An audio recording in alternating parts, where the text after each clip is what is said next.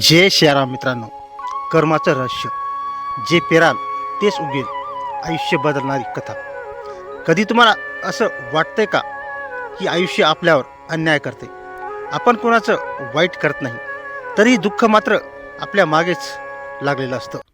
आणि मग मनात एकच प्रश्न निर्माण होतो, कर्म म्हणजे नेमकं काय? मित्रांनो, आजची ही कथा फक्त कथा नाही, ही एक अशी शिकवण आहे जी तुमचं आयुष्य पाहण्याचा दृष्टिकोन बदलून टाकेल.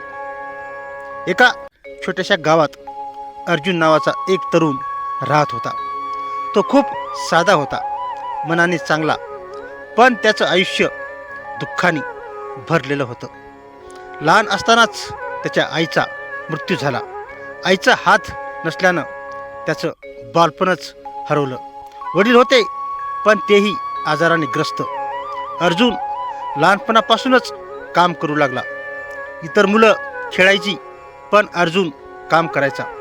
त्याने कधी तक्रार केली नाही, कारण त्याला वाटायचं देव आहे, तो माझ्या सोबत आहे.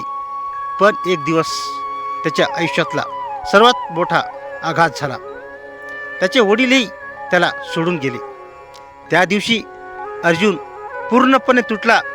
तो एकटाच बसून रडत होता आणि म्हणत होता, देवा, मी एवढं काय पाप केलं आहे? दुःखाची सुरुवात.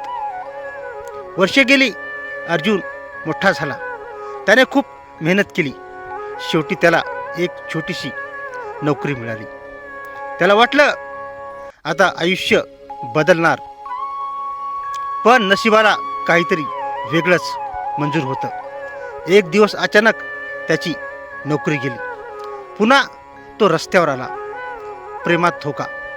त्याच्या आयुष्यात एक मुलगी आली. त्याला वाटलं हीच माझी दुनिया आहे. पण काही दिवसांनी तीही त्याला सोडून गेली, कारण त्याच्याकडे पैसा नव्हता. त्या दिवशी अर्जुन आतून संपला. अंधाराचा टप्पा. तो रात्री एकटाच बसून आकाशाकडे पाहून ओरडायचा, देवा, मीच का? मी कोणाचं वाईट केलं नाही, तरी माझ्याच वाट्याला दुःख का? त्याच्या डोळ्यात अश्रू, मनात राग आणि हृदयात रिकामेपण. संताची भेट. एक दिवस तो जंगलात गेला. तो इतका तुटला होता की त्याला जगायचंही वाटत नव्हतं. तेवढ्यात एक वृद्ध संत त्याला दिसले. ते शांत बसले होते. अर्जुन त्याच्याकडे गेला आणि रडत म्हणाला, माझं आयुष्य असं काय आहे? कर्माचं सत्य. संत हळूच म्हणाले, हे सगळं तुझं कर्म आहे. अर्जुन रागाने म्हणाला, कर्म? मी काय केलं आहे? संत म्हणाले, बाळा, कर्म फक्त या जन्माचं नसतं, ते अनेक जन्माचं बीज असतं. तू आज जे भोगतोयस ते कधीतरी पेरलेलं आहे. जीवन बदलणारा क्षण. अर्जुन शांत झाला. तो म्हणाला, मग मी बदलू शकतो का? संत हसले, हो, चांगल्या कर्माने, नामस्मरणाने आणि श्रद्धेने. नवीन सुरुवात. त्या दिवसापासून अर्जुन बदलला. तो रोज नामस्मरण करू लागला. लोकांना मदत करू लागला. त्याने तक्रार करणं सोडलं. बदल.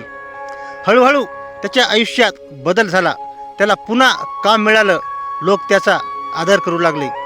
पण त्याने एक गोष्ट लक्षात ठेवली, दुःख मला तोडायला नाही, मला घडवायला आलं होतं. कथेचा विस्तृत सार. कर्म म्हणजे शिक्षा नाही, ती आत्म्याला घडवणारी प्रक्रिया आहे. आपण जे करतो तेच परत येतं. आणि सर्वात मोठं सत्य, स्वामींचं नाम घेतलं तर मार्ग सापडतो. शेवटी एंडिंग पॉवरफुल लाईन्स. देव आपल्याला दुःख देत नाही, तो आपल्याला मजबूत बनवत असतो. कर्म कधीच चुकत नाही, पण श्रद्धा आणि नामस्मरण आयुष्य बदलू शकतं. धन्यवाद मित्रांनो. कथा आवडल्यास नक्कीच शेअर करा आणि चॅनलला सबस्क्राईब करा.